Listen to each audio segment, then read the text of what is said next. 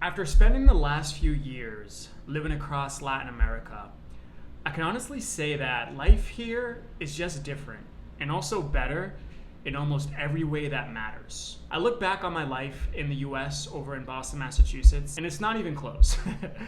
So in this video, I'll break down why I prefer Latin America over the US, and I'll cover different topics such as cost of living, community, weather, food, dating, and much more, all based off real life experience. So if you're even just thinking about making a change, then you definitely want to watch this video. And by the way, on this channel, I share everything I've learned about leaving the US and creating a high quality of life in Latin America as a man over 30. So if that sounds like something that you're working towards, be sure to subscribe, and let's get into the video. Let's dive right in. So here's what we'll cover in this video in no particular order of importance as to why I prefer Latin America over the USA. All right, so the first thing we'll cover is walkability and why that's very important. Healthier food and actually real food in terms of produce, vegetables, meat, all that stuff. Friendlier people and culture. I'll go into the weather, affordable and accessible healthcare, which is going to be even more important for you guys who are getting a little older. Then the two obvious ones are drastically lower cost of living and also a better dating and social life. And then I'll conclude with my final thoughts. All right, so the first reason I'm going to get into is walkability. Now, when you live in a location that's very walkable, this is just going to make your life so much easier, so much more convenient, so much more enjoyable, so much more time saving and being efficient. All right, so in Latin America, I can literally step outside my apartment and I'll have everything that I need within a 5 to 15 minute walk. I mean, I look outside my balcony right now in Floridablanca, which is a city just outside of Bucaramanga, Colombia. And not only do I have an amazing view, I'll probably play some B-roll, but I also have literally gyms right around the corner. I have a gym that's being built in the building as well. I have two malls. I have coffee shops, bars, movie theater, restaurants, everything that I need. I have, all right? So I probably should have just looked at the bullet points. Yeah, coffee shops, grocery stores, gyms, restaurant bars, first date spots, parks, places to walk and work out.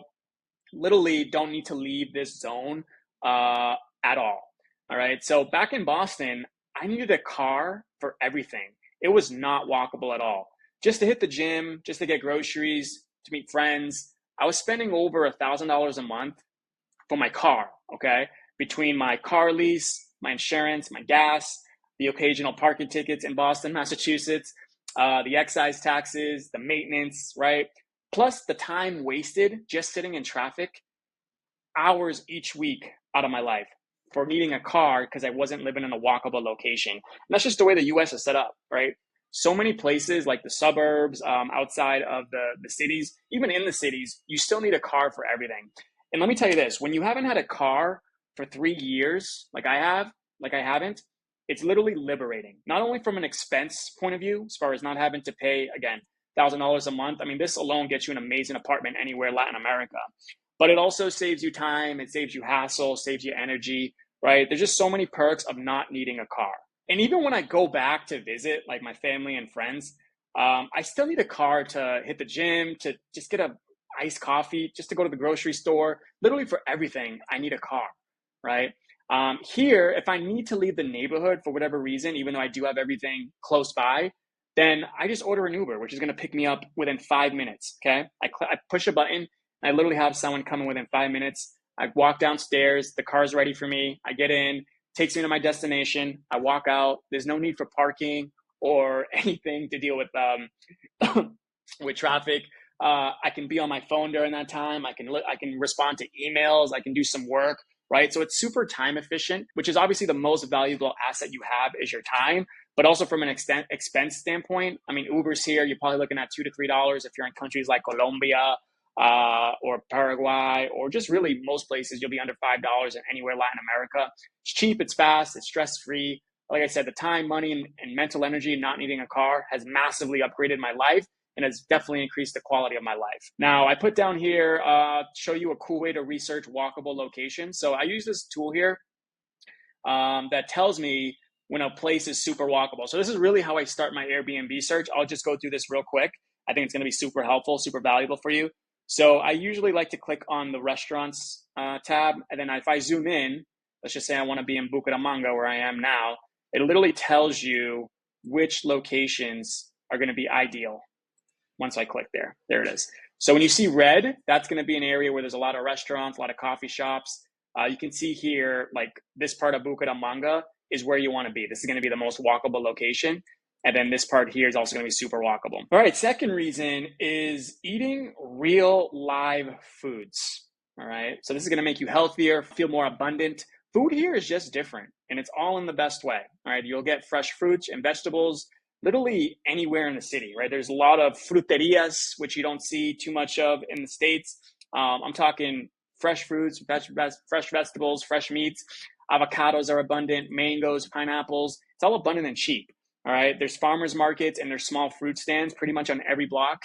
In my neighborhood, there's literally an avocado guy walking the streets all day selling fresh, ripe avocados for literally pennies. And in Paraguay, I lived off grass-fed steaks, farm fresh eggs, fresh leafy greens, and drinking real smoothies, all at a fraction of a price that I pay in the US.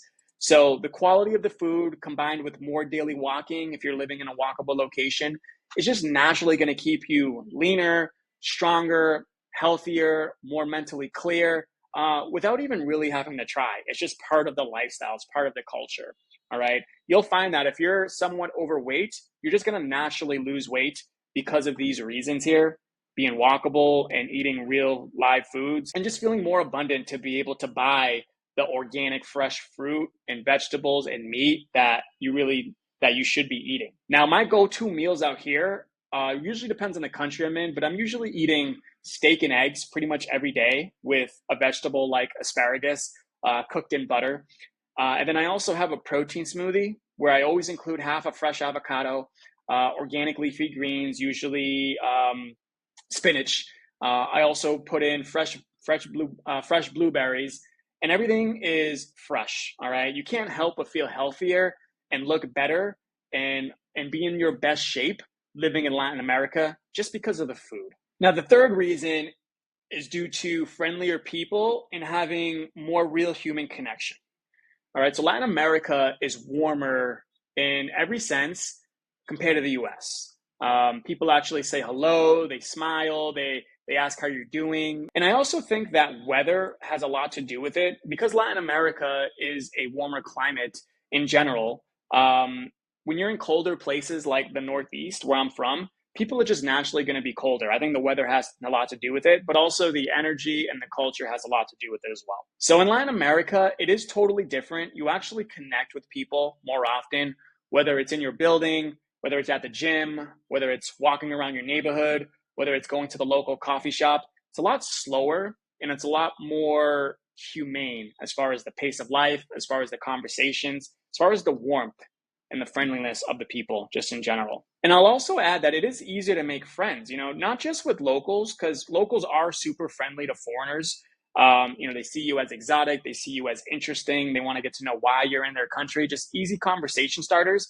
But the other end of that are the other expats and foreigners in your location, because you already have something in common, all right? You both like to travel and you probably prefer Latin America over the US as well. So right away, there's instant rapport and connection versus in Boston. I mean, good luck trying to make new friends in your 30s, your 40s, or your 50s. I'm not saying you can't. It's just a lot more difficult to do so versus when you're in Latin America, right, where people are just friendlier, warmer, less stressed, and you come across other foreigners who are more like-minded, just instantly you like to travel. Just a lot easier to make friends if you're a man who's over the age of 30. And while we're on the topic of weather, you're just going to get better weather overall in Latin America, all right? There's a lot of places where you'll have eternal spring-like weather, such as places in Colombia, could be Bucaramanga, Medellin. Cali's more summer-like weather, so you also have places that are literally eternal summer or spring, where it's consistent all year round, if that's what you prefer.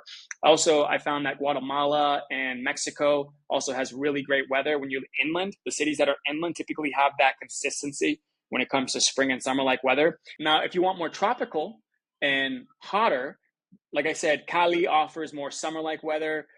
When you're near the beach, Santa Marta, Cartagena, these are going to be hotter. Really, I don't prefer those because those are more humid. But you basically get it all when it comes to warmth, heat, spring, summer, right? And then you even get some cooler seasons as well. Like if you go to Bogota, Bogota has a higher elevation. You're in the same country of Colombia, and it becomes more like 50s. It becomes more fall weather, if that's what you prefer, consistently all year round. If you like seasons, then cities like Asuncion or Buenos Aires, they have more seasonal weather where it gets a little hot during their summertime and it gets colder during their wintertime. It's not consistent all year round. So you get a pretty good mix of everything. All right. Now, for me, growing up in Boston, the winters were pretty brutal. All right. We'd had days where it was below zero, icy streets, been in car accidents because of the ice. It's just really cold, and you got to shovel off your car with snow because everyone needs a car in Boston, of course. And then places like Florida or even Boston too, the summer times get really humid. It's more extreme, all right? So the winters are more extreme when it comes to being cold. The summers are more extreme when it comes to being humid and hot. In Latin America, you can easily find that perfect climate year round without extreme heat, without freezing cold weather, without endless gray skies, without it getting dark at 3 or 4 p.m. in the afternoon. It's a lot less extreme in Latin America. And this just goes without even being, now that I've been living here for like 4 years, it's just without notice. It's just part of my lifestyle to where the weather doesn't affect me. It's just part of my life now, which is an instant boost in quality of life. Now, for me personally, I prefer the eternal spring to summer-like climates where it's warm enough to wear jeans or shorts during the day, and it's cool enough to wear like long sleeves or like a light jacket at night if I want to. I have basically the option of wearing whatever I want any month out of the year, right? So I prefer to live in places where it's basically t-shirt and jean weather all year round. Just makes my life more convenient, makes it easier, makes it more enjoyable. And it's a game changer when it comes to overall satisfaction with your lifestyle. So in general, I always want to avoid extremes, really in anything in life. That includes it being too hot or the weather being too cold. In Latin America, I think the weather is just right, and you can find whatever it is that you need. Again, whatever season you like, you can find it here, which is an instant boost to my overall quality of life and satisfaction. All right, now let's talk healthcare. So my experience of healthcare in the United States was a joke. All right, I've been self-employed since the age of 19, 20 years old. I got my real estate license. So I've always been self-employed. I always needed to take care of my own healthcare. And I was always paying like a few $100s a month just for the premium, all right? Just to go to the doctors every year for them to tell me, great job, you're healthy. Keep doing what you're doing, basically, right? Obviously, I had the healthcare so that I did get checkups. I do think that's important. And obviously for anything emergencies, right? If you ever got injured, needed hospital bills, whatever, like that's what that was for. But paying a few hundred a month just for that doesn't make any sense for me. So I think that the U.S. healthcare system in Massachusetts, yes, Massachusetts, but just in general in the U.S. is broken. It's expensive, it's inefficient, and it's stressful. And it's a pain. Even just to book an appointment, you got to do it like weeks or months in advance, which is dumb. Now in Latin America, it's a breath of fresh air because doctor visits, I can literally do the same day doctor visits without having to book an appointment. I can just walk right in. And the visits are only going to cost me about $50 to $75 on average, a lot of times even less, to get a physical, to get my blood work, to get all the testing done, right, that I need to make sure that I'm still doing well. Now, there's no monthly premiums at all, right, that I pay personally. I'm not part of the local healthcare system. What I do is I just purchase Nomad Health Insurance, where it covers me up to $250,000. There's another policy I think I could do for like $500,000. I pay like $50 a month, right, just for that, really for emergencies only. And I'm basically covered. And anytime I need to go to the doctors, that's not nothing serious, right? I just pay $50, $70. I get it done the same day, the testing, the treatments, everything. And there's no appointments. There's no time wasting. I just walk right in, okay? I've also gotten cosmetic work in Latin America. It was in Medellin. I got my dental done. I got Invisalign. Awesome experience. I paid a fraction, probably 1/5 of what I would have paid in the States to get Invisalign for my teeth, to get cleanings every 6 months, to get whitenings every year. Super affordable. Again, right within the same range, like $50, $70 per visit.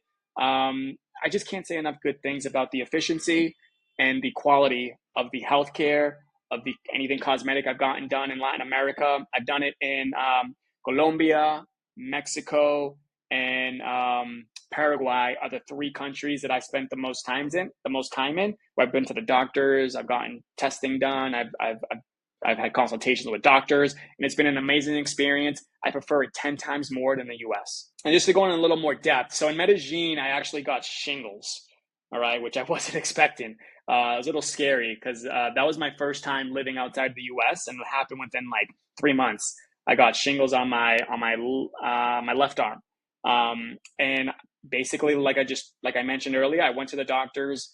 I same day visit, right? Paid less than $100, and the lady who was a doctor there, she basically gave me a prescription. I was in and out for less than $100. I was done within an hour. I just walked right in, and I was cured within like 2-3 weeks, basically. All right, so amazing experience there as well. In Asuncion, I've had blood work. I've gone to physicals with doctors. I've gotten testing for testosterone, for STDs, just to make sure everything's good. All for under $75, done within an hour, just walked right in. In Mexico, I got dental cleanings, and I got my Invisalign, I forget what they call it. They call it like they're like bands taken out in Mexico, where in Medellin is where I actually purchased the Invisalign and had that entire procedure. For way less than, again, US prices, probably paid 3 to 5 times less at least than what I would have paid in the States. So if you're in your 30s, 40s, 50s, and you're pretty healthy, you'll literally save thousands and avoid insane insurance scams in the US. All right, you don't have to pay outrageous premiums. You could be part of private healthcare systems, which is probably what I would do. It doesn't hurt to be part of the local one, either depending what country you're in. But just avoiding the premiums, just avoiding even when you go to the doctors, you still got to pay, like a copay. You're just going to save a lot more money. You're going to save a lot more time doing this outside the US. And even if you're in your 60s or 70s, I mean, many foreigners leave the US just because of healthcare. They leave for what's called medical tourism.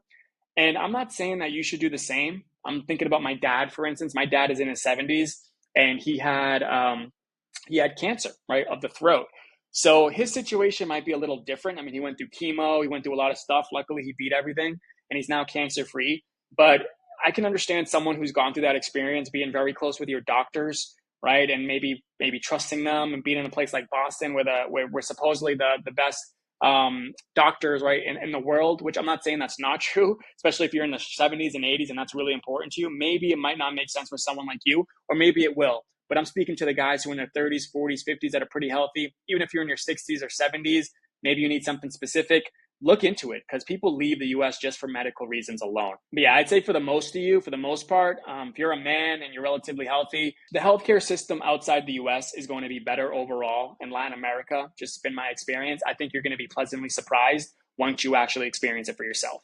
All right, let's talk about an obvious one, right? Cost of living. You can literally live like a king in Latin America for a fraction of the cost that you would pay in the States. All right, so this one's obvious, but it's also important to hammer home. In Latin America, you can live like a king in most countries for $2,500 USD or less, of course. But with $2,500 USD, in countries like Colombia, Paraguay, I'd put Peru in there. Most places in South America, you're living like an absolute king, where you're living in nice apartments in the best part of town, the best part of the city, where it's super walkable. You're going on as many dates as you want. You're going out with your friends as much as you want. You're eating out every day. You're living like an absolute king, where you're not really sacrificing for anything for about $2,500 a month in most cities. All right. You can also live very well in other cities, like in other countries like Mexico, Guatemala, Argentina. You can still live pretty well for $2,500 a month. Maybe not like king level, but it's still a really good life for just this amount. All right. Like I said, you're living in a modern 2-bedroom apartment or 1-bedroom apartment with a balcony, gym, pool, concierge. Right now I'm in a 2-bedroom. Most of the places I usually get are 2 bedrooms. It just works out that way because I want to be in a good building and in a great location. A lot of times you got to do a 2-bedroom, but whether it's a 1 or 2 bedroom doesn't matter to me. It's a modern, nice place with a balcony, usually with a gym and a pool in the building. Daily eating out if you choose that. Active dating and social life. access to the best locations of the city and really the country many times, and all the freedom and breathing room that you could ever want, right? For just this budget of $2,500 a month, all right? Contrast that with a place, with a city like Boston, or in most cities in the United States, $2,500 a month barely covers the rent for a basic apartment in not the best part of the city, where it's not walkable, where you still need a car. And we're just talking just for a one bedroom, right? When you factor in needing a car, paying for healthcare, paying for food, you can tack on another 2 to 3K on top of that, maybe bare minimum 1,500 a month. So I think this one's a game changer. You know, once you're able to work remotely, or if you have income that's location independent, whatever it is, whatever the source is, knowing that you only need 2,500. I mean, obviously I want to earn more, and I'm only going to continue earning more as I get older. But even if you're just basically living off 2,500 a month, if you just earn this, or let's call it 3,000, if you want to pay, you know, when you consider taxes, like, you're living good the rest of your life, right? You don't have to worry. Your stress level goes down. Your quality of life goes up. This is game changer for probably 80% of you. Now, if you're a younger guy, if you're in your, we'll say 30s or 40s even, and you're thinking about like family formation, you're thinking about living with a woman eventually, perhaps, now you're talking about maybe hiring staff, right? Maybe hiring a full-time cleaner, a full-time chef, maybe a full-time nanny once children come in, maybe hire a full-time driver. When you factor in this luxury lifestyle that you could live here, maybe you're looking at 3,500 to 4,000 a month, which is still super affordable compared to what you would pay in the States. When you factor in staff, right, personnel, what I just mentioned, you're looking at an extra few thousand, maybe $10,000, $15,000 a month for what I just went over. Just thinking about my friends in the States with children who have to pay for daycare, right? They're working full time. They leave their kids at daycare. For 2 to 3 kids, you're probably looking at $2,000 to $3,000 a month just for that. That $2,000 to $3,000 a month budget, maybe even call it $1,000 to $1,500 a month budget, gets you a full-time nanny, a full-time driver, a full-time chef, a full-time cleaner to keep your home clean. Just keep that in mind, right? So even for the ones who don't want to live off 2,500 and live a great life, when it's just you, when you have a family, that's really where the perks really come in my opinion. All right, now let's talk dating and social life, because dating in Latin America is a whole different level than dating in the States. And by the way, I'm not someone who bashes American women. All right, I think American women are also great. My first 30 years of life, I mainly dated American women, and I had good relationships with them. So nothing bad to say about them. But the reality is, it's not necessarily about the women themselves. It's more about the system in the United States. All right, so if you're living with a woman, God forbid, if you marry someone in the States, or if you have kids with someone, right, in the States, the legal system is completely stacked against you as a man. So for this reason, I will never legally get married in the US because of how the laws are structured. Now in Latin America, it's a completely different game, right? Not only is there more abundance, there's definitely more abundance when it comes to having more traditional women, more feminine women, my opinion, more attractive. I like Latinas, I prefer Latinas, right? And also more family-oriented women. There's more abundance there. There's also way fewer foreign men, right? What that means is you're going to stand out a lot more, and your dating options are going to basically explode, right? It's going to be a lot more options of women that you're attracted to and who are also attracted to you. All right, so my dating life in Latin America 10x'd after moving here. And it's not because I magically became more attractive or I magically, became a totally different person. I have changed, I think, for the better over these last few years. But it had to do more with having the time to actually put into it, being in a less stressful position when it comes to bills and trying to get ahead, right, in the United States, having more financial breathing room to do more cool activities and fun things and meet new people, every single week. And having a better lifestyle that made me naturally more appealing, right? Someone who's traveled the world, someone who can literally live anywhere in the world at any time. You become an attractive man to foreign women when you're living the lifestyle that you are in Latin America. Now, I also mentioned that I did put in some work in this area, right? Because I had the time, because I had less stress, I had more financial breathing room. So I did improve my Instagram. I'll share some B-roll on that. I did get, some professional photos done in Argentina. I did learn how to message properly and just basically created my own system when it comes to messaging. I dialed in my first date logistics, right? I have like systems for everything. Keep in mind, my personality, I'm a little odd, right? I'm an INTJ. So I think in systems, I want to basically have the most efficiency in every area of my life, right? And I did it, and there's no different with dating. I did the same thing. I also improved my Spanish quite a bit, and I improved my relationship management skills as well. And these are all different things, right? I think dating skills are different from relationship management skills, are different from just bringing new women into your life skills, right?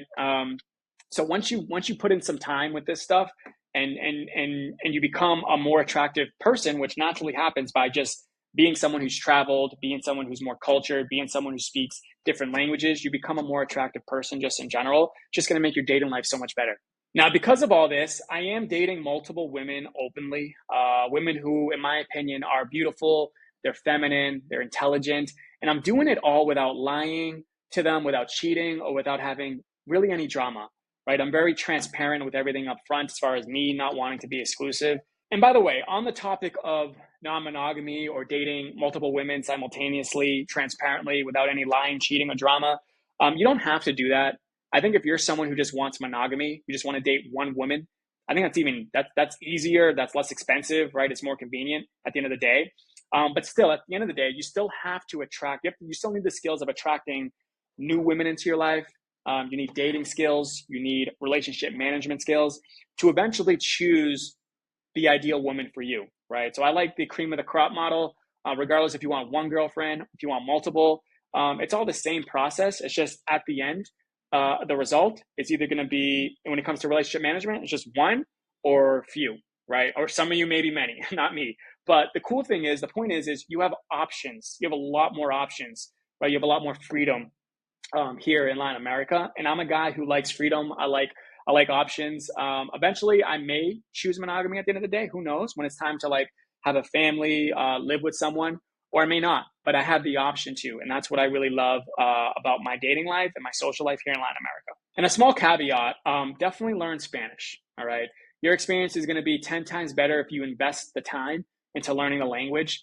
And really, the deeper your Spanish, the deeper your dating pool, the deeper your connections, the more options you'll have, the better your relationships. So take some time to learn Spanish, at least at a basic level, and make it a goal to continuously improve until you get to a point where you don't have to be fluent, but you're at a point where you can have conversations with just about anyone, and your life is going to be so much better because of it. All right, so final thoughts. I know I've been praising Latin America here and basically bashing the States, but if I'm being 100% honest, I have good reason to.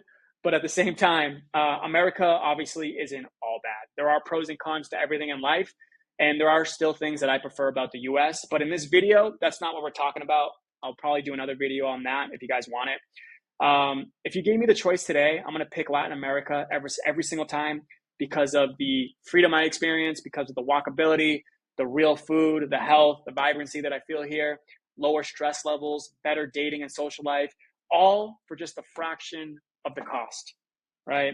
And at the end of the day, what do we all want? We all want a higher overall quality of life. And that's exactly how I live here in Latin America over the US. So if you're someone who's open-minded, you're willing to learn a little bit of Spanish, and you're ready to prioritize your own happiness and freedom, then Latin America can also change your life the way it changed mine. If you enjoyed watching this video, then you'll also enjoy the other video I did on why I left the US and moved to Latin America, where I go into more detail and more reasons. So be sure to check that one out. And if you're a man over 30 who's serious about creating more freedom, more abundance, higher quality of life in Latin America, then be sure to subscribe, because on this channel, I post at least one video every week on creating a better life in Latin America. So we'll see you in the next one.